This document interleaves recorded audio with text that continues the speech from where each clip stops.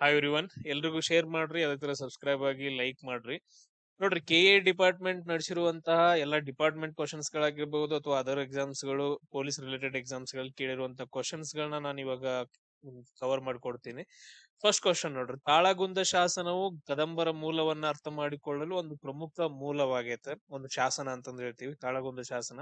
ಇದನ್ನ ಯಾರು ರಚನೆ ಮಾಡಿದಾರಂತ ಕ್ವಶನ್ ಅನ್ನ ಕೇಳಿದಾರ. ನೋಡ್ರಿ, ಇವಾಗ ರವಿ ಕೀರ್ತಿ ಅಂತ ಇದಾರ, ಮಹಾಕವಿ ಪಂಪ, ಹರಿಶೇನ ಅಂತಂದೇಳಿ. ಮಹಾಕವಿ ಪಂಪ ಬರಂಗಿಲ್ಲ, ಯಾಕಂತಂದ್ ಹೇಳಿದ್ರೆ ಎಲಿಮಿನೇಷನ್ ಮೆಥಡ್ ಪ್ರಕಾರ. ಅದಾದ ನಂತರ ಹರಿಶೇನ ಅಂತ ಬಂದ್ರೆ ಇವರು ಸಮುದ್ರಗುಪ್ತನ ಆಸ್ಥಾನದಲ್ಲಿರ್ತಾರ. ಗುಪ್ತರ ಕಾಲಕ್ಕೆ ಸೇರಿದವರು. ಅದಾದ ನಂತರ ನೆಕ್ಸ್ಟ್ ನೋಡ್ರಿ, ರವಿ ಕೀರ್ತಿ ಅಂತಂದ್ ಹೇಳಿದ್ರೆ ನಮ್ಗ್ ಗೊತ್ತು ಇವೆರಡು, ರವಿ ಕೀರ್ತಿ ಮತ್ತು ಹರಿಶೇನ. ರವಿ ಕೀರ್ತಿ ಯಾರಂತಂದ್ ಹೇಳಿದ್ರೆ ಬಾದಾಮಿ ಚಾಲುಕ್ಯರ ಕಾಲದಲ್ಲಿ ಬರ್ತಾರ. ಸೊ ನಮ್ಗೆ ಆನ್ಸರ್ ಒಂದೇ ಒಂದು ಉಳಿಯುತ್ತೆ, ಕುಬ್ಜ ಅಂತಂದ್ ಹೇಳ್ತೀವಿ. ಈ ತರ ಎಲಿಮಿನೇಷನ್ ಮಾಡ್ಕೋಬಹುದು. ಇವ್ರ ಏನಂತಂದ್ ಹೇಳಿದ್ರೆ, ಇದು ಇನ್ನೊಂದು ಇಂಪಾರ್ಟೆಂಟ್, ಇಲ್ಲಿ ತಾಳಗುಂದ ಶಾಸನ ಯಾವ ದೇವಾಲಯದಲ್ಲಿ ಐತಿ ಅಂತ ನಿಮ್ ಕ್ವಶನ್ ಅನ್ನು ಕೂಡ ಕೇಳಬಹುದು. ಪ್ರಣವೇಶ್ವರ ದೇವಾಲಯ. ಯಾವ ದೇವಾಲಯ? ತಾಳಗುಂದದ ಪ್ರಣವೇಶ್ವರ ದೇವಾಲಯದಲ್ಲೈತೆ. ಇದೊಂದು ಸಂಸ್ಕೃತ ಶಾಸನ. ಇಂಪಾರ್ಟೆಂಟ್ ನೆನ್ಪಿಟ್ಕೊಡ್ರಿ, ಇದೊಂದೇನಂದ್ರ ಸಂಸ್ಕೃತ ಶಾಸನ. ಕರ್ನಾಟಕದಲ್ಲಿ ಸಿಕ್ಕಂತ ಮೊದಲ ಸಂಸ್ಕೃತ ಶಾಸನ ಕೂಡ ಅಂತಾನು ಕೂಡ ಇದನ್ನ ಹೇಳ್ಬಹುದು. ಇವರು ಯಾರ ಆಸ್ಥಾನದಲ್ಲಿದ್ರ ಅಂತಂದ್ ಹೇಳಿದ್ರೆ ಕದಂಬ ವಂಶದ ಶಾಂತಿವರ್ಮನ ಆಸ್ಥಾನದಲ್ಲಿ. ರಾಜ ಯಾರಂತಂದ್ ಹೇಳಿದ್ರೆ ಶಾಂತಿವರ್ಮ. ಅವರ ಆಸ್ಥಾನದ ಕವಿಯಾದಂತ ಕುಬ್ಜ ಕ್ರಿಸ್ತ ಶಕ ಯಾವಾಗ 450ರೊಳಗಡೆ ಈ ಶಾಸನವನ್ನ ರಚನೆ ಮಾಡ್ತಾರ. ಇದು ತುಂಬಾ ಇಂಪಾರ್ಟೆಂಟ್. ಕದಂಬರ ಮೂಲ ಮಯೂರ ಶರ್ಮನ ಆ ಥಿಂಗ್ಸ್ ಗಳ ಬಗ್ಗೆ, ಮಯೂರ ಶರ್ಮ ಹಿಂಗ್ ಮಯೂರ ವರ್ಮ ಅದ ಅಂತಂದೇಳಿ ಸೈನಿಕ ಸಾಧನೆಗಳ ಬಗ್ಗೆ ಹೇಳುತ್ತೆ. ನೆಕ್ಸ್ಟ್ ನೋಡ್ರಿ, ರವಿ ಕೀರ್ತಿಯನ್ನ ನಾವು ತೆಗೆದು ಹಾಕಿದ್ವಿ. ಯಾಕಂತಂದ್ ಹೇಳಿದ್ರ ಇವರು ಬಾದಾಮಿ ಚಾಲುಕ್ಯರಲ್ಲಿ ಎರಡನೇ ಪುಲಿಕೇಶಿ ಆಸ್ಥಾನದಲ್ಲಿ ಬರುವಂತಹ ಒಬ್ಬ ಕವಿನೂ ಕೂಡ ಹೌದು, ಸೇನಾಧಿಪತಿನೂ ಕೂಡ ಹೌದು. ಅದೇ ರೀತಿ ಐಹೊಳೆ ಶಾಸನವನ್ನೇ ಕೆತ್ತಿಸಿದಂತಹ ವ್ಯಕ್ತಿ. ಐಹೊಳೆ ಶಾಸನ ಇದು ಯಾವ ದೇವಾಲಯದಲ್ಲೈತೆ? ಮೆಗುತಿ ದೇವಾಲಯದಲ್ಲೈತೆ. ಎಲ್ಲೈತಿ? ಮೆಗುತಿ ದೇವಾಲಯ. ಇದು ಯಾವ್ದ್ರ ಬಗ್ಗೆ ಹೇಳತ್ತಂದ್ರ ನರ್ಮದಾ ನದಿ ಕಾಳಗದ ಬಗ್ಗೆ. ಸೊ ಉತ್ತರ ಪತೇಶ್ವರ, ಹರ್ಷವರ್ಧನ, ದಕ್ಷಿಣ ಪತೇಶ್ವರನಾದ ಎರಡನೇ ಪುಲಿಕೇಶಿ ಜೊತೆ ಆಗುವಂತ ಯುದ್ಧದ ಬಗ್ಗೆ. ಅದಾದ ನಂತರ ನೆಕ್ಸ್ಟ್ ಹರಿಸೇನ, ಸಮುದ್ರಗುಪ್ತನ ಆಸ್ಥಾನದಲ್ಲಿ ಬರುವಂತಹ ಒಬ್ಬ ಕವಿ, ಆಮೇಲೆ ಸೇನಾಧಿಪತಿ. ಇವರು ಅಲಹಾಬಾದ್ ಸ್ತಂಭ ಶಾಸನವನ್ನ ಕೆತ್ತಿಸ್ತಾರ. ಅಲಹಾಬಾದ್ ಸ್ತಂಭ ಶಾಸನ ಅಂತಂದ್ ಹೇಳ್ತೀವಿ. ಸಮುದ್ರಗುಪ್ತನ ಸೈನಿಕ ಸಾಧನಗಳ ಬಗ್ಗೆ ಹೇಳುವಂತಹ ಒಂದು ಶಾಸನ ಅಲಹಾಬಾದ್ ಸ್ತಂಭ ಶಾಸನ. ಇಷ್ಟು ಪಾಯಿಂಟ್ಸ್ ಗಳನ್ನ ನೆನ್ಪಿಟ್ಕೋಬೇಕಿದ್ರಲ್ಲಿ. ನೆಕ್ಸ್ಟ್ ನೋಡ್ರಿ, ವಿಜಯನಗರ ಕೃಷಿ ಆರ್ಥಿಕತೆಗೆ ಸಂಬಂಧಿಸಿದಂತೆ ಕಟ್ಟಾರ್ ಬಟ್ಟೆ ಎಂಬ ತೆರಿಗೆ ಅಂದ್ರೆ ಏನು ಅಂತಂದ್ ಹೇಳಿ. ಕಟ್ಟಾರ್ ಬಟ್ಟೆ ಅಂತಂದ್ ಹೇಳಿ ಒಂದು ತೆರಿಗೆ ಬರುತ್ತ. ಇದು ಏನು ಅಂತಂದ್ ಹೇಳಿ ಕೇಳಿದಾರ. ಇದೇನಂತಂದ್ ಹೇಳಿದ್ರೆ ಒದ್ದೆಯಾದ ಭೂಮಿಯ ಉತ್ಪನ್ನದ ಮೇಲಿನ ತೆರಿಗೆ ಅಂತಂದ್ ಹೇಳ್ತೀವಿ, ಅಥವಾ ತರಿ ಭೂಮಿ ಅಂತಂದ್ ಹೇಳ್ತೀವಿ, ಅಥವಾ ನೀರಾವರಿ ಭೂಮಿ. ನೀರಾವರಿ ಭೂಮಿಯ ಉತ್ಪನ್ನದ ಮೇಲಿನ ತೆರಿಗೆಯನ್ನ ನಾವು ಕಟ್ಟಾರ್ ಬಟ್ಟೆ ಅಂತ ಕರೀತಾರ. ವಿಜಯನಗರ ಸಾಮ್ರಾಜ್ಯದ ಕಾಲದಲ್ಲಿ ಇಲ್ಲಿ ಬೇರೆ ಬೇರೆ ಬೆಳೆಗಳನ್ನ ಬೆಳಿತಿರ್ತಾರ. ಸೊ ಭತ್ತ ಆಗಿರ್ಬೋದು, ಗೋಧಿ ಆಗಿರ್ಬೋದು, ಮೆಕ್ಕೆಜೋಳ ಆಗಿರ್ಬೋದು. ಆ ಟೈಮ್ ಒಳಗಡೆ ಅದ್ರ ಮೇಲೆ ಬರುವಂತಹ ತೆರಿಗೆ ಅಂತಂದ್ ಹೇಳ್ತೀವಿ. ಅದಾದ ನಂತರ ಮೇಯಿಸುವ ಭೂಮಿಯ ಮೇಲಿನ ತೆರಿಗೆಯನ್ನ ಮೇಯರ್ ತೆರಿಗೆ ಅಂತ ಕರೀತಾರ ಆ ಟೈಮ್ ಒಳಗಡೆ. ಅದಾದ ನಂತರ ನೆಕ್ಸ್ಟ್ ದೇವಸ್ಥಾನಗಳಿಗೆ ಸಂಬಂಧಿಸಿದಂತ ಕಾಲಿನ ಸೆಸ್ ಅನ್ನ ನಾವು ದೇವಾದಯ ಅಂತ ಕರೀತಾರ. ದೇವಾದಯ ಅಥವಾ ಧರ್ಮಾದಯ ಅಂತಂದ್ ಹೇಳಿ ಕರಿತಿರ್ತಾರ. ಇಷ್ಟು ಪಾಯಿಂಟ್ಸ್ ಗಳನ್ನ ನೀವು ಇದ್ರಲ್ಲಿ ನೆನ್ಪಿಟ್ಕೋಬೇಕು. ನಾವು ಒಂದ್ ಕ್ವಶನ್ ಏನಂತಂದ್ ಹೇಳಿದ್ರೆ, ವಿಜಯನಗರ ಸಾಮ್ರಾಜ್ಯವನ್ನ ಸ್ಥಾಪಿಸಿದಂತಹ ದೊರೆಗಳು ಯಾರ್ಯಾರು ಅಂತ ಕಮೆಂಟ್ ಅನ್ನ ಹಾಕ್ಬೇಕು ನೀವು ಇವಾಗ. ಅದಾದ ನಂತರ ನೆಕ್ಸ್ಟ್ ಕ್ವಶನ್ ನೋಡ್ರಿ, ಲಕ್ಕುಂಡಿ ವಾಸ್ತುಶಿಲ್ಪ ಶೈಲಿಯು ಯಾವ ಎರಡು ಶೈಲಿಗಳ ನಡುವಿನ ಪರಿವರ್ತನಾ ಹಂತ ಅಂತಂದ್ರೆ. ನೋಡ್ರಿ, ನಮ್ಮ ಇಂಡಿಯಾದಲ್ಲಿ ಯಾವ್ಯಾವ ಶೈಲಿಯ ದೇವಾಲಯಗಳಿದಾವ. ಈಗ ದೇವಾಲಯದ ಅಂತಂದ್ ಹೇಳಿದ್ರೆ ಅವಕ್ಕೊಂದು ಶೈಲಿಗಳು ಬರ್ತವೆ. ಈಗ ಫಾರ್ ಎಕ್ಸಾಂಪಲ್, ಈಗ ಇದು ದೇವಸ್ಥಾನ. ಈ ದೇವಸ್ಥಾನದ ಮೇಲೆ ಏನಂತಂದ್ ಹೇಳಿದ್ರೆ ಈ ತರ ರೌಂಡ್ ಶೇಪ್ ಬಂದು ಮೇಲ್ಗಡೆ ಈ ತರ ಕಳಸ ಬರುತ್ತ. ಇದನ್ನ ನಾವು ಏನಂತ ಕರಿತೀವಿ ಅಂದ್ರೆ ನಾಗರ ಶೈಲಿ ಅಂತಂದ್ ಹೇಳಿ ಕರಿತೀವಿ. ಇದು ಉತ್ತರ ಭಾರತದಲ್ಲಿ ಜಾಸ್ತಿ ಬರುತ್ತೆ. ಈಗ ನಮ್ ದಕ್ಷಿಣ ಭಾರತದೊಳಗಡೆ ಬಂದ್ರ ಈಗ ಸ್ಟೆಪ್ ಬೈ ಸ್ಟೆಪ್ ಈ ತರ ಪಿರಾಮಿಡ್ ತರ ಕಾಣಿಸುತ್ತೆ ನೋಡ್ರಿ. ಈ ತರ ಹಿಂಗ್ ಪಿರಾಮಿಡ್ ತರ, ಆಮೇಲೆ ಮೇಲ್ಗಡೆ ಹಿಂಗ್ ಕಳಸ ಬರುತ್ತ. ಇದನ್ನ ನಾವು ದ್ರಾವಿಡ ಶೈಲಿ ಅಂತ ಕರೀತಾರ. ದ್ರಾವಿಡ ಶೈಲಿ ಇದು ತಮಿಳುನಾಡು ಮತ್ತು ಕರ್ನಾಟಕದಲ್ಲಿ ಜಾಸ್ತಿ. ಅದಾದ ನಂತರ ನೆಕ್ಸ್ಟ್ ಬಾದಾಮಿ ಚಾಲುಕ್ಯರು, ಕಲ್ಯಾಣ ಚಾಲುಕ್ಯರು ಏನ್ ಮಾಡ್ತಾರ ಅಂತಂದ್ ಹೇಳಿದ್ರೆ ಡಿಫರೆಂಟ್ ಶೈಲಿ. ಅಂದ್ರ ದ್ರಾವಿಡ ಶೈಲಿಯ ಅಡ್ವಾನ್ಸ್ಡ್ ಲೆವೆಲ್ ಅಂತಂದ್ ಹೇಳಿ. ಅದನ್ನ ಏನಂತಂದ್ ಸೇಮ್ ಅದೇ ತರ ಬರುತ್ತ. ಇವ್ರು ಏನ್ ಮಾಡ್ತಾರ ಅಂತಂದ್ ಹೇಳಿದ್ರೆ ಈ ತರ ಸ್ಟೆಪ್ ಬೈ ಸ್ಟೆಪ್ ಏನಂತಂದ್ ಹೇಳಿದ್ರೆ ಮೇಲ್ಗಡೆ ತಗೊಂಡ್ ಹೋಗ್ತಾರೆ. ರೌಂಡ್ ಶೇಪ್ ಇರುತ್ತೆ, ಅಂದ್ರೆ ಎರಡು ಮಿಕ್ಸ್ ಇರುತ್ತೆ ಅಡ್ವಾನ್ಸ್ಡ್. ಅದನ್ನ ನಾವು ವೇಸರ ಶೈಲಿ ಅಂತಂದ್ ಹೇಳ್ತೇವೆ ನಮ್ ಕರ್ನಾಟಕದಲ್ಲಿ. ಚಾಲುಕ್ಯರು, ಕಲ್ಯಾಣ ಚಾಲುಕ್ಯರಾಗಿರ್ಬೋದು, ಬಾದಾಮಿ ಚಾಲುಕ್ಯರದು. ಸೇಮ್ ಅದೇ ತರ ಲಕ್ಕುಂದಿ ವಾಸ್ತುಶಿಲ್ಪ ಶೈಲಿಯು ಯಾವ ಎರಡು ಶೈಲಿಗಳ ನಡುವಿಂದ ಅಂತ ಕೇಳಿದಾರ. ಇಲ್ಲಿ ಯಾವ್ದಂತ ಹೇಳಿದ್ರೆ ಚಾಲುಕ್ಯ ಮತ್ತು ಹೊಯ್ಸಳರ ನಡುವಿಂದು. ಚಾಲುಕ್ಯ ಮತ್ತು ಹೊಯ್ಸಳ. ನೋಡ್ರಿ ಹೊಯ್ಸಳರು ಬಂದ್ರು ಅಂತಂದ ಹೇಳಿದ್ರೆ ಅವ್ರದ್ದು ಹೊಯ್ಸಳ ಶೈಲಿ ಅಂತ ಬರುತ್ತ. ಇಲ್ಲಿ ಎಲ್ಲವೂ ಏನಂತಂದ ಹೇಳಿದ್ರೆ ನಕ್ಷತ್ರ ಆಕಾರದಲ್ಲಿ ಬರುವಂತವ. ಎಲ್ಲ ದೇವಾಲಯಗಳು ಯಾವ ಆಕಾರದಲ್ಲಿ ಬರ್ತಾವ, ಈ ತರ ನಕ್ಷತ್ರ ಆಕಾರದಲ್ಲಿ ಬರ್ತಾವ, ಈ ತರ ಹಿಂಗ್ ಸ್ಟಾರ್ ಶೇಪ್ ಅಲ್ಲಿ. ಈ ಪಾಯಿಂಟ್ ಅನ್ನ ಪ್ರಾಪರ್ ಆಗಿ ನೀವು ನೆನ್ಪಿಟ್ಕೋಬೇಕು. ಅದಾದ ನಂತರ ನೆಕ್ಸ್ಟ್ ಕ್ವಶನ್ ನೋಡ್ರಿ, ಗುಲ್ಬರ್ಗಾ ಸುಲ್ತಾನರ ಪ್ರಮುಖ ಸೂಫಿ ಸಂತ ಯಾರು? ಆಮೇಲೆ ಇವ್ರನ್ನ ಜವಾಮಿ ಉಲ್ ಹಿಕಾಯತ್ ಅಂತಂದ ಹೇಳಿ ಅನ್ನ ಬರ್ತಾರ. ಇವ್ರೇನಂತಂದ ಹೇಳಿದ್ರೆ ಜವಾಮಿ ಉಲ್ ಹಿಕಾಯತ್ ಅನ್ನೋ ಒಂದು ಬುಕ್ ಅನ್ನ ಬರ್ದಿದಾರ. ಸೊ ಅವ್ರು ಯಾರು ಅಂತಂದ ಹೇಳಿ ಕ್ವಶನ್ ಅನ್ನ ಕೇಳಿದಾರ. ಯಾರಂತಂದ ಹೇಳಿದ್ರ ಖ್ವಾಜಾ ಬಂದೆ ನವಾಜ್ ಅಂತಂತ ಹೇಳ್ತೀವಿ. ಅದಾದ ನಂತರ ಇವರನ್ನ ಗೇಸು ದರಾಜ್ ಅಂತಾನು ಕೂಡ ಕರೀತಾರೆ. ಅದಕ್ಕೆ ಆಪ್ಷನ್ ಏನಾಗತ್ತಂದ್ರೆ ಎ ಮತ್ತು ಬಿ ಎರಡು ಸರಿ ಆಗ್ತಾವ. ಖ್ವಾಜಾ ಬಂದೆ ನವಾಜ್ ಅಂತಂದ ಹೇಳಿ ಅವ್ರು ಸೂಫಿ ಸಂತರ ಹೆಸರು. ಅವ್ರನ್ನ ಏನಂತ ಕರೀತಾರ ಅಂದ್ರೆ ಗೇಸು ದರಾಜ್ ಅಂತಾನು ಕೂಡ ಕರೀತಾರ. ಈ ಪಾಯಿಂಟ್ ಅನ್ನ ನೆನ್ಪಿಡ್ಬೇಕು. ಅಂದ್ರೆ ಈ ಎರಡು ಎ ಮತ್ತು ಬಿ ಎರಡು ಸರಿ ಆಗ್ತವೆ. ಇವರು ಪ್ರಮುಖ ಸೂಫಿ ಸಂತರಾಗಿದ್ದಾರೆ. ಅದಾದ ನಂತರ ಇನ್ನೊಬ್ರು ಬರ್ತಾರೆ ನೋಡ್ರಿ, ಸಿರಾಜುದ್ದೀನ್ ಜುನೈದಿ ಅಂತಂದ ಹೇಳಿ. ಇವರು ಬಹುಮನಿ ರಾಜ್ಯದ ಸ್ಥಾಪಕರಾದಂತಹ ಅಲ್ಲಾವುದ್ದೀನ್ ಬಹಮದ್ ಶಾ ಅವರ ಆಧ್ಯಾತ್ಮಿಕ ಗುರುಗಳು. ಬಹಮನಿ ಸುಲ್ತಾನರ ಸ್ಥಾಪಕರಾದಂತಹ ಅಲ್ಲಾವುದ್ದೀನ್ ಬಹಮನ್ ಶಾ, ಅಲ್ಲಾವುದ್ದೀನ್ ಬಹಮನ್ ಶಾ ಅವರ ಆಧ್ಯಾತ್ಮಿಕ ಗುರುಗಳು ಯಾರಂತಂದ್ರೆ ಸಿರಾಜುದ್ದೀನ್ ಜುನೈದಿ ಅಂತಂದ ಹೇಳ್ತೀವಿ. ನೋಡಿ, ಕೆಲವು ಟಫ್ ಕ್ವಶನ್ಸ್ ಗಳು ಆಮೇಲೆ ಡೀಪ್ ಆಗಿರೋ ಕ್ವಶನ್ಸ್ ಗಳು ಬರ್ತಾವ. ಪ್ರಾಪರ್ ಆಗಿ ನೋಡ್ರಿ, ಡೈಲಿ ಒಂದೊಂದು ವಿಡಿಯೋಗಳು ಅಪ್ಲೋಡ್ ಆಗ್ತಾ ಹೋಗ್ತಾವ. Daily 2 videos ಗಳಾಗ್ತಾವ. ಮಾರ್ನಿಂಗ್ 10 ಗಂಟೆಗೆ ಒಂದು, ಆಮೇಲೆ ನೈಟ್ 8 ಗಂಟೆಗೆ ಒಂದು. ಪ್ರಾಪರ್ ಆಗಿ ನೋಡ್ಕೊಡ್ರಿ, ಎಲ್ಲಾ ಕ್ವಶನ್ಸ್ ಗಳನ್ನ ಕವರ್ ಮಾಡೋಣ. ಅದಾದ ನಂತರ ನೆಕ್ಸ್ಟ್ ಕ್ವಶನ್ ನೋಡ್ರಿ, ಹಳೆಬೀಡು. ಈ ಹಳೆಬೀಡನ್ನ ಇನ್ನೊಂದ್ ಹೆಸರು ಕರೀತಾರ ದ್ವಾರ ಸಮುದ್ರ ಅಂತಂದೇಳಿ. ದೂರದ ಸಮುದ್ರ, ದ್ವಾರ ಸಮುದ್ರ ಅಂತಂದೇಳಿ, ಅಥವಾ ಸಮುದ್ರದ ಬಾಗಿಲ ಹತ್ರ ಇರುವಂತಹ ನಾಡು ಅಂತಂದೇಳಿ ಹಳೆಬೀಡನ್ನ ದ್ವಾರ ಸಮುದ್ರ ಅಂತಾನು ಕೂಡ ಕರೀತಾರ. ಇಲ್ಲಿ ದೇವಾಲಯಗಳನ್ನ ದೆಹಲಿ ಸುಲ್ತಾನರ ಯಾವ ಜನರಲ್ ಕಾರ್ಯಾಚರಣೆ ಸಮಯದಲ್ಲಿ ನಾಶ ಮಾಡಲಾಯಿತು ಅಂತಂದ ಹೇಳಿ ಕ್ವಶನ್ ಅನ್ನ ಕೇಳಿದ್ರೆ. ಸೊ ನೋಡ್ರಿ, ಯಾರಂತಂದ ಹೇಳಿದ್ರೆ ಮಲಿಕ್ ಕಾಫರ್. ದೆಹಲಿಯಿಂದ ದಾಳಿ ಮಾಡಿದಂತ ಒಬ್ನೇ ಯಾರಂತಂದ ಹೇಳಿದ್ರ ಮಲಿಕ್ ಕಾಫರ್ ದಾಳಿ ಮಾಡ್ತಾನ. ಇವನ್ ಬಾಳ ಇಂಪಾರ್ಟೆಂಟ್. ಅಲ್ಲಾವುದ್ದೀನ್ ಖಿಲ್ಜಿಯ ದಂಡನಾಯಕ ಯಾರಂತಂದ ಹೇಳಿದ್ರೆ ಇವ ಅಲ್ಲಾವುದ್ದೀನ್ ಖಿಲ್ಜಿಯ ಮಹಾದಂಡನಾಯಕ. 1311ರಲ್ಲಿ ಹೊಯ್ಸಳರು ಆಳ್ವಿಕೆ ನಡೆಸ್ತಾ ಇರ್ತಾರ. ಆ ಹೊಯ್ಸಳರಲ್ಲಿ ಯಾವ ರಾಜ ಅಂತಂದ ಹೇಳಿದ್ರ ಮೂರನೇ ವೀರಬಲ್ಲಾಳ. ಆ ಟೈಮಲ್ಲಿ ಯಾರು ಇರ್ತಾರ ಅಂತಂದ ಹೇಳಿದ್ರೆ ಮೂರನೇ ವೀರಬಲ್ಲಾಳ ಆಳ್ವಿಕೆ ನಡೆಸ್ತಾ ಇರ್ತಾನ. ಮಲಿಕ್ ಕಾಫರ್ ಇದ್ದವನ್ ಏನ್ ಮಾಡ್ತಾನ ಅಂದ್ರೆ ಹಳೆಬೀಡಿನ ಮೇಲೆ ದಾಳಿ ಮಾಡಿ ಎಲ್ಲಾ ದೇವಾಲಯಗಳನ್ನ ನಾಶ ಮಾಡ್ತಾನ. ಅದಾದ ನಂತರ ನೆಕ್ಸ್ಟ್ ಇನ್ನೊಂದು ಕೊಟ್ಟಿದಾರೆ ನೋಡ್ರಿ ಆಪ್ಷನ್, ಉಲುಗ್ ಖಾನ್ ಅಂತಂದೇಳಿ. ಉಲುಗ್ ಖಾನ್ ಯಾರಂತಂದ ಹೇಳಿದ್ರ ಮೊಹಮ್ಮದ್ ಬಿನ್ ತುಗ್ಲಕ್. ಇವನನ್ನ ಮೂರ್ಖ ರಾಜ ಅಂತ ಕರಿತೀವಲ್ಲ, ಮೊಹಮ್ಮದ್ ಬಿನ್ ತುಗ್ಲಕ್ ಏನಿರ್ತಾನ ಅವನು ದಂಡನಾಯಕ, ಇವನು ಉಲುಗ್ ಖಾನ್ ಅಂತಂದ ಹೇಳ್ತೀವಿ. ಅದಾದ ನಂತರ ಖುಸ್ರು ಖಾನ್ ಯಾರಂತಂದ ಹೇಳಿದ್ರ ಖುಸ್ರು ಖಾನ್ ಖಿಲ್ಜಿ ವಂಶದ ಕೊನೆಯ ದೊರೆ. ಖಿಲ್ಜಿ ವಂಶದ ಕೊನೆಯ ದೊರೆ ಯಾರಂತಂದ ಹೇಳಿದ್ರ ಖುಸ್ರು ಖಾನ್ ಅಂತಂದ ಹೇಳ್ತೀವಿ. ಅದಾದ ನಂತರ ಜಾಫರ್ ಖಾನ್ ಅಥವಾ ಇನ್ನೊಂದು ಆಗ್ಲೇ ಹೇಳಿದ್ನಲ್ಲ ಅಲ್ಲಾಹುದ್ದೀನ್ ಬಹಮನ್ ಶಾ ಇವೆರಬ್ರು ಒಂದ. ಸೊ ಅಲ್ಲಾಹುದ್ದೀನ್ ಬಹಮನ್ ಶಾನ ಜಫರ್ ಖಾನ್ ಅಂತಾನು ಕೂಡ ಕರಿತಿರ್ತಾರ. ಅದಾದ ನಂತರ ನೆಕ್ಸ್ಟ್ ಕ್ವಶನ್ ನೋಡ್ರಿ, 1924ರ ಬೆಳಗಾವಿ ಕಾಂಗ್ರೆಸ್ ಅಧಿವೇಶನದ ಸಂದರ್ಭದಲ್ಲಿ ಸ್ಥಳೀಯ ಸಂಘಟನಾ ಜವಾಬ್ದಾರಿಯನ್ನ ಯಾವ ಸಮಿತಿಗೆ ವಹಿಸಲಾಗಿತ್ತು ಅಂತಂದ ಹೇಳಿ ಕ್ವಶನ್ ಅನ್ನ ಕೇಳಿದಾರೆ. 1924ರಲ್ಲಿ ಒಂದೇ ಒಂದು ಬೆಳಗಾವಿ ಒಳಗೆ ನಡೆಯುತ್ತ. ಆ ಅಧಿವೇಶನ ಬಹಳ ಇಂಪಾರ್ಟೆಂಟ್. ಯಾಕಂತಂದ ಹೇಳಿದ್ರ ನಮ್ಮ ಸೂಪರ್ ಹೀರೋ ಆದಂತಹ ಮಹಾತ್ಮ ಗಾಂಧೀಜಿಯವರು ಏನ್ ಮಾಡಿರ್ತಾರ ಅಂದ್ರ ಅದರದ ಅಧ್ಯಕ್ಷತೆಯ ಸ್ಥಾನವನ್ನ ವಹಿಸಿರ್ತಾರ. ಮಹಾತ್ಮ ಗಾಂಧೀಜಿಯವರು ಅಧ್ಯಕ್ಷತೆಯನ್ನ ವಹಿಸಿದಂತಹ ಏಕೈಕ ಐತಿಹಾಸಿಕ ಬೆಳಗಾವಿ ಅಧಿವೇಶನ ಅಂತಂದ ಹೇಳ್ತೀವಿ ಇದನ್ನ. ತುಂಬಾ ಇಂಪಾರ್ಟೆಂಟ್. ಅದಾದ ನಂತರ ನಿಮ್ ಕ್ವಶನ್ ಏನಂತಂದ ಹೇಳಿದ್ರೆ ಇಂಡಿಯನ್ ನ್ಯಾಷನಲ್ ಕಾಂಗ್ರೆಸ್ ಯಾವಾಗ ಸ್ಥಾಪನೆ ಆಗತ್ತ? 1985ರಲ್ಲಿ ಸ್ಥಾಪನೆ ಆಗತ್ತ. ಅದನ್ನ ಸ್ಥಾಪನೆ ಮಾಡಿದವ್ರು ಯಾರು ಅಂತಂದ ಹೇಳಿ ನಂಗೆ ಆನ್ಸರ್ ಅನ್ನ ಹಾಕ್ರಿ. ಇದನ್ನ ಯಾರಿಗ್ ವಹಿಸಿರ್ತಾರ ಅಂತಂದ ಹೇಳಿದ್ರ ತುಂಬಾ ಇಂಪಾರ್ಟೆಂಟ್, ಕರ್ನಾಟಕ ಪ್ರಾಂತೀಯ ಕಾಂಗ್ರೆಸ್ ಸಮಿತಿಗೆ. ಯಾರಿಗಂತಂದ ಹೇಳಿದ್ರ ಕರ್ನಾಟಕ ಪ್ರಾಂತೀಯ ಕಾಂಗ್ರೆಸ್ ಸಮಿತಿಗೆ ಇದನ್ನ ವಹಿಸಿರ್ತಾರ. ಇದು ತುಂಬಾ ಇಂಪಾರ್ಟೆಂಟ್.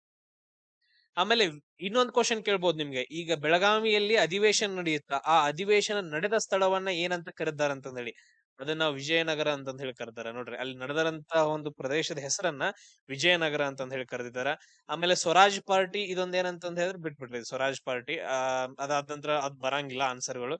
ಸ್ಥಳೀಯ ಪರಿಹಾರ ಸಮಿತಿ, ಆಮೇಲೆ ಸತ್ಯಾಗ್ರಹ ಸಂಘಟನಾ ಸಮಿತಿ, ಇವೆಲ್ಲ ಅಷ್ಟೊಂದೇನು ಇಂಪಾರ್ಟೆಂಟ್ ಇಲ್ಲ. ಅದಾದ ನಂತರ ನೆಕ್ಸ್ಟ್ ನೋಡ್ರಿ, ಗಂಗನಪುರಿ. ಇದು ಓಲ್ಡ್ ಹೆಸರು, ಗಂಗ ಸಾಮ್ರಾಜ್ಯದ ಒಂದು ಭಾಗದ ಹೆಸರಿದ್ದು ಗಂಗನಪುರಿ ಅಂತಂದೇಳಿ. ಈ ಗಂಗನಪುರಿ ಇವಾಗ ಏನಂತ ಕರೀತಾರ ಅಂತ ಕ್ವಶನ್ ಅನ್ನ ಕೇಳಿದಾರ. ಎಸ್ ಇದ್ ನೋಡ್ರಿ, ಇದು ಸ್ವಲ್ಪ ರಾಂಗ್ ಆಗೈತೆ. ಇದನ್ನ ಗಂಗವಾಡಿ ಅಂತಂದ್ ಹೇಳಿ, ಗಂಗವಾಡಿ ಅಂತಂದ್ ಹೇಳಿ ಕ್ವಶನ್ಸ್ ಸ್ವಲ್ಪ ಡಿಫ್ರೆಂಟ್ ಆಗಿ ಬರುತ್ತೆ. ಗಂಗವಾಡಿ, ಈಗ ಗಂಗವಾಡಿ ಯಾವ್ಯಾವ ಅಂತಂದ್ ಹೇಳಿದ್ರ ಮೈಸೂರು, ಮೈಸೂರು, ಮಂಡ್ಯ, ಚಾಮರಾಜನಗರ್ ಆ ಪಾರ್ಟ್ ಗಳಲ್ಲಿ ಬರುವಂತಹ ಪ್ರದೇಶವನ್ನು ನಾವು ಗಂಗವಾಡಿ ಅಂತ ಕರೀತಾರೆ ಇವಾಗ. ಇದು ಗಂಗರ ಸಾಮ್ರಾಜ್ಯಕ್ಕೆ ಸೇರಿದಂತದ್ದು. ಅದಾದ ನಂತರ ನೆಕ್ಸ್ಟ್ ಕೋಲಾರ ಅಂತಂದ್ ಹೇಳಿದ್ರ, ಕೋಲಾರ ಅಂತಂದ್ ಹೇಳಿದ್ರೆ ಇದ್ ಹಳೆ ಹೆಸರು ಏನಂತಂದ್ ಹೇಳಿದ್ರೆ ಕುವಲಾಳ ಅಂತಂದ್ ಹೇಳಿ ಕರೀತಾರೆ. ಅಥವಾ ಕುವಲಾಪುರ ಅಂತಂದ್ ಹೇಳಿ, ಕುವಲಾಲಪುರ, ಕುವಲಾಲಪುರ ಅಥವಾ ಕುವಲಾಳ ಅಂತಂದ್ ಹೇಳಿ. ಸೊ ಇದು ಕೂಡ ಗಂಗರ ರಾಜಧಾನಿ ಆಗಿರುತ್ತೆ. 4ನೇ ಶತಮಾನದೊಳಗಡೆ ಕುವಲಾಳ ಅಥವಾ ಕುವಲಾಲಪುರ ಅಥವಾ ಕೋಲಾರ ಇವಾಗ ಏನ್ ಕರಿತೀವಲ್ಲ, ಇದು 4ನೇ ಶತಮಾನದೊಳಗಡೆ ರಾಜಧಾನಿ ಆಗಿರುತ್ತೆ. ಅದಾದ ನಂತರ ನೆಕ್ಸ್ಟ್ ಅದನ್ನ ರಾಜಧಾನಿ ಇಲ್ಲಿಂದ ಎಲ್ಲಿ ಟ್ರಾನ್ಸ್ಫರ್ ಮಾಡ್ತಾರೆ ಅಂದ್ರೆ ತಲಕಾಡಿಗೆ ಟ್ರಾನ್ಸ್ಫರ್ ಮಾಡ್ತಾರೆ. ಎಲ್ಲಿಗೆ? ತಲಕಾಡಿಗೆ.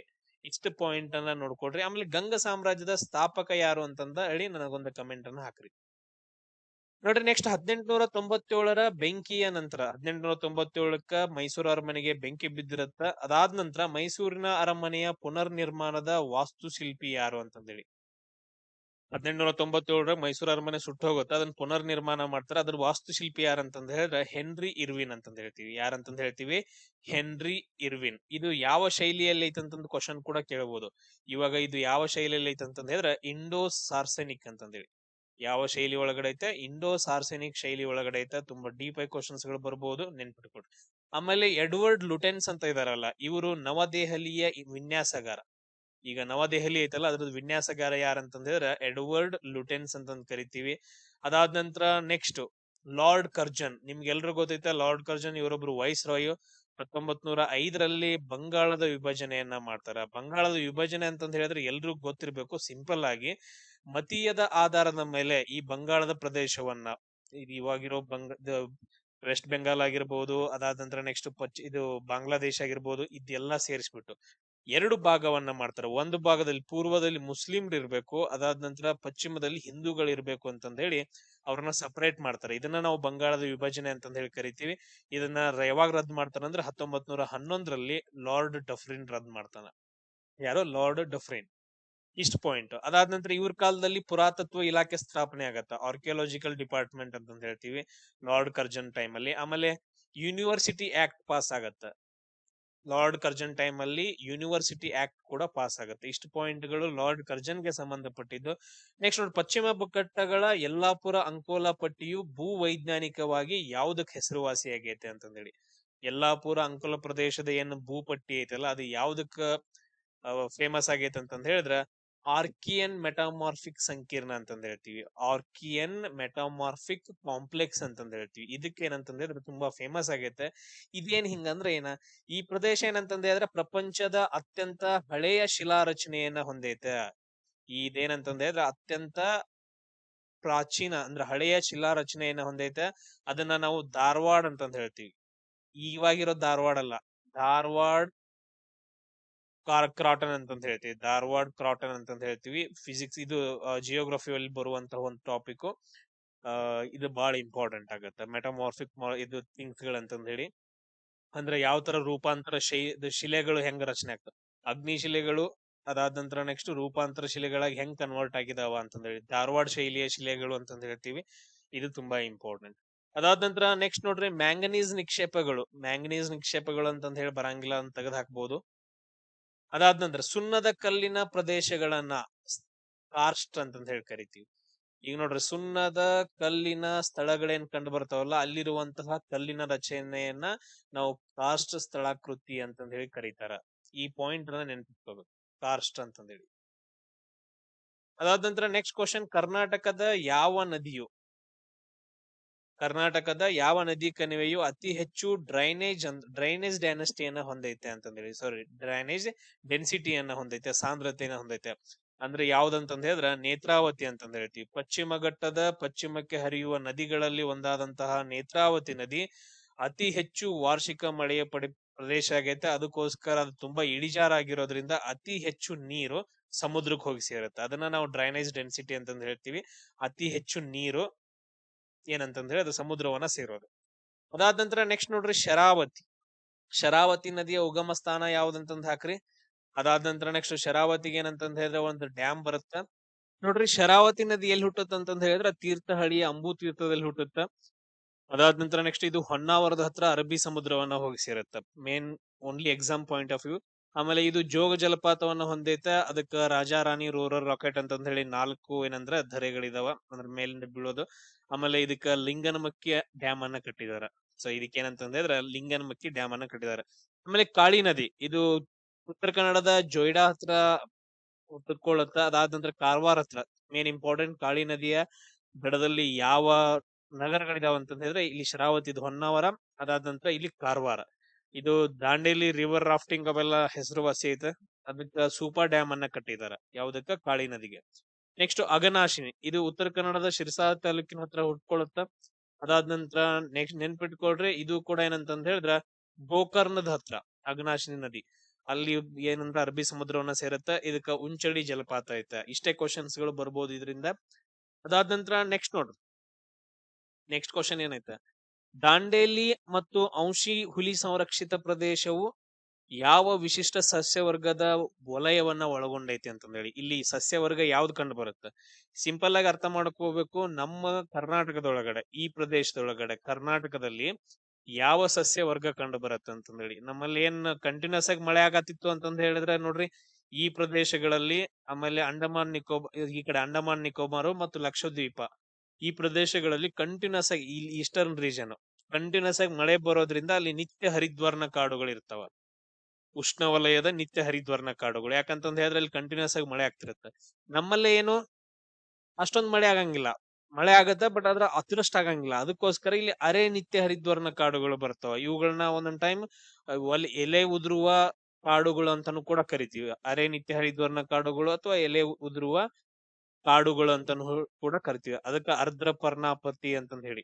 ಸೊ ಈ ತರಹದ ಸಸ್ಯವರ್ಗಗಳು ಎಲ್ಲಿ ಬರ್ತಾವ ಅಂದ್ರೆ ದಾಂಡೇಲಿ ಮತ್ತು ಔಷಿ ಇದ್ರಲ್ಲಿ ಬರ್ತಾವ.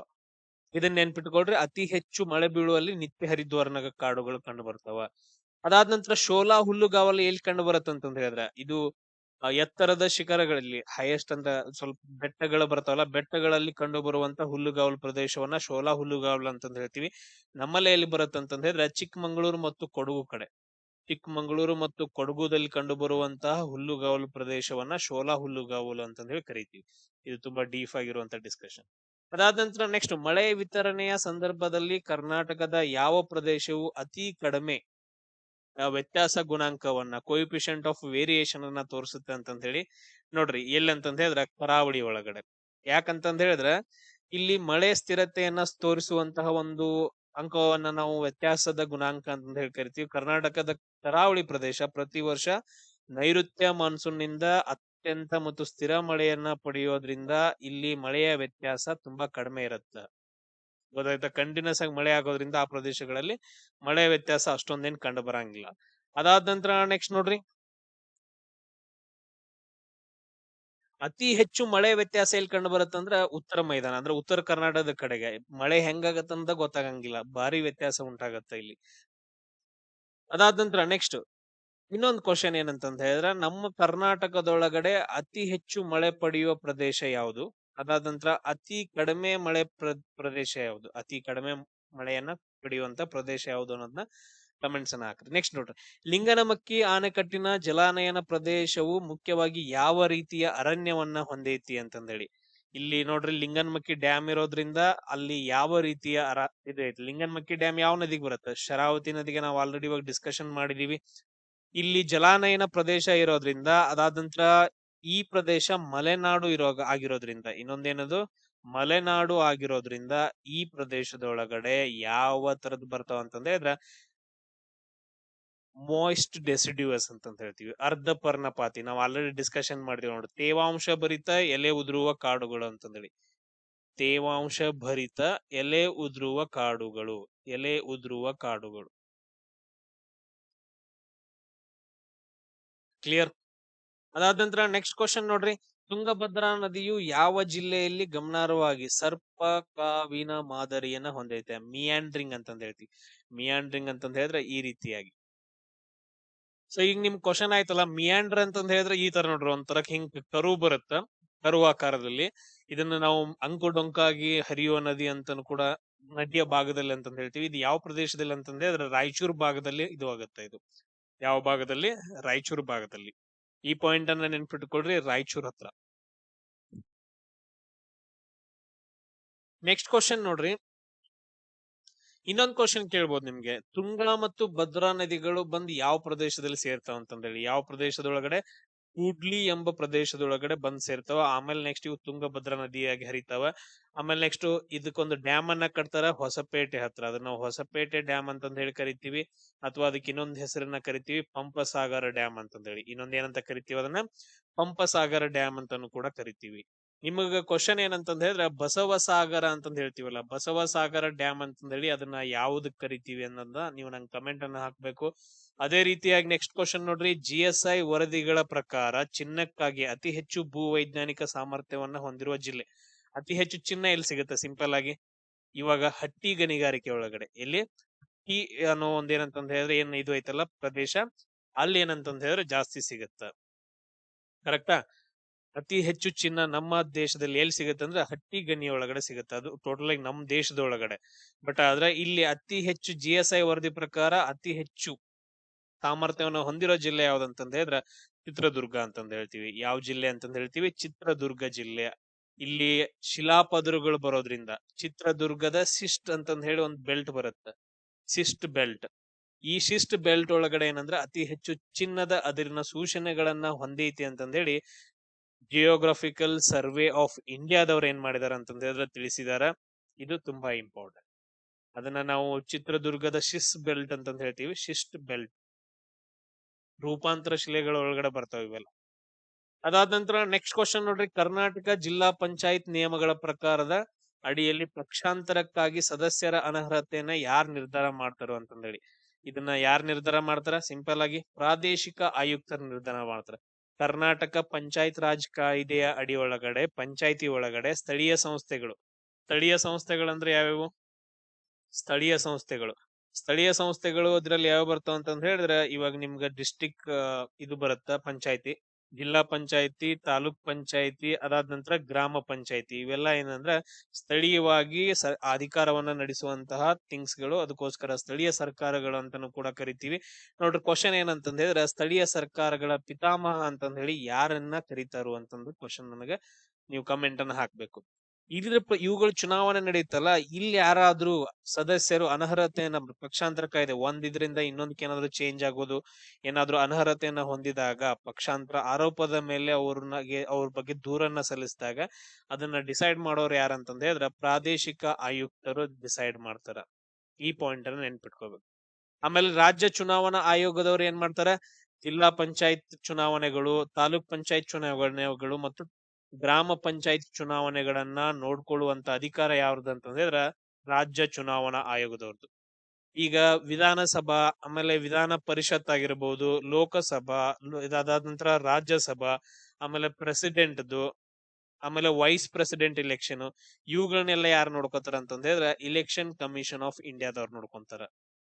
ಸರ್ ಮತ್ತೆ ವಿಧಾನಸಭಾ ವಿಧಾನ ಪರಿಷತ್ ನಮ್ ರಾಜ್ಯದೊಳಗಡೆ ಬರುತ್ತಲ್ರಿ, ರಾಜ್ಯದವ್ರು ನೋಡ್ಕೋಬೇಕಲ್ಲ. ಹಾ ಹಾ ಹಾ. ಯಾಕಂತಂದ್ರೆ ಎಲ್ಲಾ ರಾಜ್ಯದ ವಿಧಾನಸಭಾ, ಕೆಲವೊಂದು ರಾಜ್ಯಗಳ ವಿಧಾನ ಪರಿಷತ್ ಇಲೆಕ್ಷನ್ ಅನ್ನ ಲೋಕಸಭೆ, ರಾಜ್ಯಸಭೆ, ಪ್ರೆಸಿಡೆಂಟ್, ವೈಸ್ ಪ್ರೆಸಿಡೆಂಟ್ ಇವನ್ನೆಲ್ಲ ನೋಡ್ಕೊಳ್ಳೋದು ಯಾರಂದ್ರ ಇಲೆಕ್ಷನ್ ಕಮಿಷನ್ ಆಫ್ ಇಂಡಿಯಾದವ್ರು ನೋಡ್ಕೊಂತಾರ. ಪಾಯಿಂಟ್ ಕ್ಲಿಯರ್ ಎಲ್ರಿಗೂ? ನೆಕ್ಸ್ಟ್ ನೋಡ್ರಿ, ಸಂವಿಧಾನದ ಯಾವುದೇ ಇತರ ನಿಬಂಧನೆಯ ಹೊರತಾಗಿ ಪಂಚಾಯತ್ಗಳಿಗೆ ಸಂಬಂಧಿಸಿದ ವಿಷಯಗಳ ಮೇಲೆ ಶಾಸನ ಮಾಡಲು ಕರ್ನಾಟಕ ರಾಜ್ಯ ಶಾಸಕಾಂಗಕ್ಕೆ ಅಧಿಕಾರ ನೀಡುವ ವಿಧಿ ಯಾವುದು ಅಂತ ಹೇಳಿ. ನೋಡ್ರಿ, ಕರ್ನಾಟಕ ರಾಜ್ಯ ಶಾಸಕಾಂಗಕ್ಕೆ ಪಂಚಾಯತ್ಗಳ ಸಂಬಂಧಿಸಿದ ಮೇಲೆ ಶಾಸನ ಮಾಡಬೇಕು. ಪಂಚಾಯತಿ ಬಗ್ಗೆ ಏನಂತಂದ್ ಹೇಳಿದ್ರೆ ರೂಲ್ಸ್ ರೆಗ್ಯುಲೇಷನ್ಸ್ ಗಳನ್ನ ಮಾಡಬೇಕು. ಆ ಅಧಿಕಾರ ಯಾವ ವಿಧಿ ಕೊಡುತ್ತಂತ ಕ್ವಶನ್ ಅನ್ನ ಕೇಳಿದಾರೆ. 243 ಪ್ರಕಾರ ರಾಜ್ಯ ಶಾಸಕಾಂಗಕ್ಕೆ ಪಂಚಾಯತ್ ರಾಜ್ ವಿಷಯಗಳಲ್ಲಿ ನಿರ್ದಿಷ್ಟ ಅಧಿಕಾರವನ್ನ ನೀಡುತ್ತೆ. ಈ ಪಾಯಿಂಟ್ ಅನ್ನ ಇಷ್ಟ ಸಿಂಪಲ್ ಆಗಿ ನೆನ್ಪಿಟ್ಕೊಳ್ರಿ. ಅದಾದ ನಂತರ ನೆಕ್ಸ್ಟ್ ಇದು 243J ಬರುತ್ತಲ್ಲ, ಇದನ್ನ ಪಂಚಾಯಿತಿಯಲ್ಲಿ ಬರುವಂತಹ ಲೆಕ್ಕಪತ್ರಗಳ ಪರಿಶೋಧನೆ ಅಂತ ಅನ್ಕೊಳ್ರಿ. ಲೆಕ್ಕಪತ್ರಗಳ ಪರಿಶೋಧನೆ ಎದ್ರೊಳಗಡೆ? ಪಂಚಾಯಿತಿ ಒಳಗಡೆ ಲೆಕ್ಕಪತ್ರಗಳ ಪರಿಶೋಧನೆ ಮಾಡೋದು. ನೆಕ್ಸ್ಟ್ 243K ಅಂತಂದ್ ಹೇಳಿದ್ರೆ ಪಂಚಾಯಿತಿ ಚುನಾವಣೆಗಳ ಮೇಲ್ವಿಚಾರಣೆ ನಡೆಸುವ ರಾಜ್ಯ ಚುನಾವಣಾ ಆಯೋಗ. ಅಂದ್ರ ಪಂಚಾಯಿತಿ ಚುನಾವಣೆಗಳ ಬಗ್ಗೆ ಅಂತ ನೆನ್ಪಿಟ್ಕೊಡ್ರಿ. ಈ ಪಂಚಾಯಿತಿ ಚುನಾವಣೆ ಯಾರು ನಡೆಸ್ತಾರ? State election commission. ರಾಜ್ಯ ಚುನಾವಣಾ ಆಯೋಗ. ನೆಕ್ಸ್ಟ್ 43C 243C ಪಂಚಾಯತಿ ಸಂಯೋಜನೆ ಬಗ್ಗೆ ಹೇಳುತ್ತೆ, ನಿಯಮಗಳ ಬಗ್ಗೆ. ಇದೇನ್ ಇಂಪಾರ್ಟೆಂಟ್ ಇಲ್ಲ, ಇವ 3 ಇಂಪಾರ್ಟೆಂಟ್ ನೆನ್ಪಿಟ್ಕೊ. ನೆಕ್ಸ್ಟ್ ಕ್ವಶನ್ ನೋಡ್ರಿ, ಇಲ್ಲಿ ಇನ್ನೊಂದು ಪಾಯಿಂಟ್ ಹೇಳ್ಬಿಡ್ತೇನೆ ನೋಡ್ರಿ. ಪಂಚಾಯತಿಗಳಂತ ಬಂದ್ರ ಈಗ ಫಸ್ಟ್ ಏನ್ ಮಾಡ್ತಾರ ಅಂತಂದ್ರ ಬಲವಂತ್ ರಾಯ್ ಮೆಹ್ತಾ ಸಮಿತಿ ಅಂತಂದ್ ಹೇಳಿ ಬರುತ್ತೆ. ಅವ್ರ ಏನ್ ಮಾಡ್ತಾರ, ಪಂಚಾಯತಿಗಳು ನಮ್ ದೇಶದೊಳಗಡೆ ಹೆಂಗಿರ್ಬೇಕಂದ್ರ 3 ಟೈರ್ ಇರ್ಬೇಕು. ಹೆಂಗ, ಈಗ ಕೇಂದ್ರ ಐತೆ, ಎಸ್ ಕೇಂದ್ರ ಐತೆ, ಎಲ್ಲಾ ಕೇಂದ್ರಗಳ ಕೆಳಗಡೆ ಏನ್ ಬರ್ತಾವ, ರಾಜ್ಯಗಳು ಬರ್ತಾವ. ಈ ರಾಜ್ಯದ ಒಳಗಡೆ ಏನಂದ್ರೆ ಡಿಸ್ಟಿಕ್ ಬರ್ತಾವ, ಆ ಡಿಸ್ಟಿಕ್ ಕೆಳಗಡೆ ಏನ್ ತಾಲೂಕುಗಳು ಬರ್ತಾವ, ತಾಲೂಕು ಕೆಳಗಡೆ ಗ್ರಾಮಗಳು ಬರ್ತಾವ, ಹೋಬಳಿ ಆಮೇಲೆ ಗ್ರಾಮಗಳು ಅಂತಂದೇಳಿ. ಈಗ ನಾವು ಪಾಯಿಂಟ್ ಪ್ರಕಾರ ಇಲ್ಲಿ ಲೋಕಸಭಾ ರಾಜ್ಯಸಭೆ ಐತಿ, ಈ ಕಡೆ ಏನಂತಂದ್ರೆ ವಿಧಾನಸಭಾ ವಿಧಾನ ಪರಿಷತ್ ಐತೆ. ಡಿಸ್ಟಿಕ್ ಒಳಗಡೆ ಮಾಡೋಕ್ ಏನಂತಂದ್ ಹೇಳಿದ್ರೆ ಜಿಲ್ಲಾ ಪಂಚಾಯತಿ ಬೇಕಂತಂದೇಳಿ. ಅದಾದ ನಂತರ ನೆಕ್ಸ್ಟ್ ತಾಲೂಕ್ ಪಂಚಾಯತಿ ಬೇಕು, ತಾಲೂಕ್ಗಳಲ್ಲಿ, ಗ್ರಾಮಗಳಲ್ಲಿ ಗ್ರಾಮ ಪಂಚಾಯತಿ ಬೇಕು ಅಂತಂದೇಳಿ 3 ಟೈರ್ 3 ಹಂತದ ಸಮಿತಿಯನ್ನ ಈ ಸಮಿತಿ ಶಿಫಾರಸ್ ಮಾಡತ್ತ. ಅದಾದ ನಂತರ ನೆಕ್ಸ್ಟ್ ಅದನ್ನ ಒಪ್ಕೊಳಂಗಿಲ್ಲ, ಇನ್ನೊಂದ್ ಕಮಿಟಿಯನ್ನ ಮಾಡ್ತಾರ, ಅಶೋಕ್ ಮೆಹ್ತಾ ಅಂತಂದೇಳಿ. ಅಶೋಕ್ ಮೆಹ್ತಾ ಅವ್ನ್ ಏನ್ ಹೇಳ್ತಾ ಅಂತಂದ್ರ 2 ಟೈರ್ ಅಂತಂದ್ ಹೇಳ್ತಾನ. ಒಂದು ಜಿಲ್ಲಾ ಪಂಚಾಯತ್ ಇರ್ಬೇಕು, ಇನ್ನೊಂದು ಮಂಡಲ್ ಪಂಚಾಯತ್ ಇರ್ಬೇಕಂತಂದೇಳಿ. ಬಟ್ ಆದ್ರೆ ಇದನ್ನ ಶಿಫಾರಸ್ ಮಾಡಂಗಿಲ್ಲ. ಇವಾಗ ಯಾವ ಹಂತದ ಐತ್ ಅಂತಂದ್ರೆ ಬಲವಂತ್ ರಾಯ್ ಮೆಹ್ತಾ ಸಮಿತಿ ಪ್ರಕಾರ 3 ಹಂತದ ನಮ್ಮಲ್ಲಿ ಪಂಚಾಯತಿ ವ್ಯವಸ್ಥೆ ಐತ. ಈ ಪಾಯಿಂಟ್ ಅನ್ನ ನೆನ್ಪಿಟ್ಕೊಳ್ರಿ. ನೆಕ್ಸ್ಟ್ LM ಸಿಂಘ್ವಿ ಕಮಿಟಿ ಅಂತಂದ್ ಹೇಳಿ ಬರುತ್ತೆ. LM ಸಿಂಘ್ವಿ ಕಮಿಟಿ ಈ ಪಂಚಾಯತಿಗಳಿಗೆ ಕಾನೂನುಬದ್ಧ ಸ್ಥಾನವನ್ನ ಕೊಟ್ಟಿದ್ದು, ಸಂವಿಧಾನಿಕ ಸ್ಥಾನಮಾನವನ್ನ ಕೊಟ್ಟಂತಹ ಕಮಿಟಿ ಯಾವ್ದಂದ್ರ LM ಸಿಂಘ್ವಿ. ಇಷ್ಟೇ ಪಾಯಿಂಟ್ ಗಳನ್ನ ಇದ್ರಲ್ಲಿ ನೆನ್ಪಿಟ್ಕೊಳ್ರಿ. ಕರ್ನಾಟಕ ಲೋಕಾಯುಕ್ತವು ಸಾರ್ವಜನಿಕ ಸೇವಕನ ವಿರುದ್ಧ ತನಿಖೆಯನ್ನ ಪ್ರಾರಂಭಿಸಲು ದೂರು ಯಾವುದರೊಂದಿಗೆ ಇರಬೇಕು. ಈಗ ಕರ್ನಾಟಕ ಲೋಕಾಯುಕ್ತದವ್ರು ಏನಂತಂದ ಹೇಳಿದ್ರೆ ಡೈರೆಕ್ಟ್ ತನಿಖೆ ಮಾಡಕ್ ಆಗಂಗಿಲ್ಲ. ಸೊ ಅಲ್ಲಿ ಏನಂತಂದ್ರೆ ಸಾರ್ವಜನಿಕ ಸೇವಕನ ವಿರುದ್ಧ ತನಿಖೆಯನ್ನ ಪ್ರಾರಂಭ ಮಾಡ್ಬೇಕಂತಂದ ಹೇಳಿದ್ರ ಆ ದೂರು ಏನ್ ಕಂಪ್ಲೇಂಟ್ ಕೊಟ್ಟಿರ್ತಾರಲ್ಲ ಅದ್ರ ಜೊತೆಗೆ ಏನಿರ್ಬೇಕು, ಅಫಿಡವಿಟ್ ಇರ್ಬೇಕು. ಅದ್ರ ಜೊತೆಗೆ ಏನಿರ್ಬೇಕಂತಂದ್ರೆ ಅಫಿಡವಿಟ್ ಇರ್ಬೇಕು.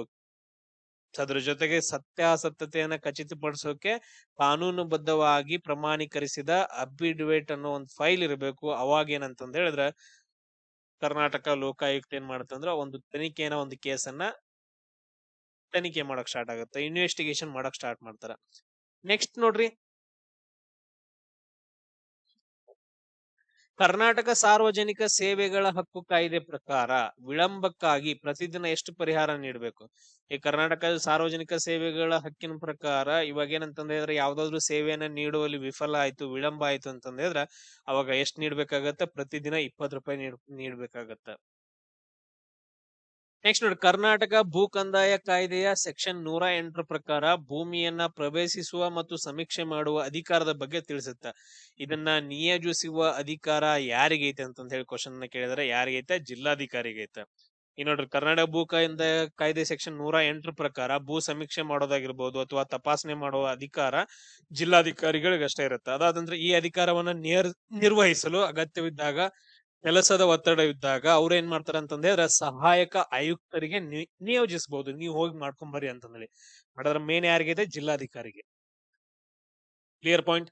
ಸೊ ಇದೇನಂತಂದ್ ಹೇಳಿದ್ರೆ ಟಾಪ್ 20 ಕ್ವಶನ್ಸ್ ಗಳನ್ನ. ಈಗ ನೆಕ್ಸ್ಟ್ ಏನಂತಂದ್ ಹೇಳಿದ್ರೆ ನೆಕ್ಸ್ಟ್ ಸೀರೀಸ್ ಕ್ವಶನ್ ಗಳು ಬರ್ತಾವ.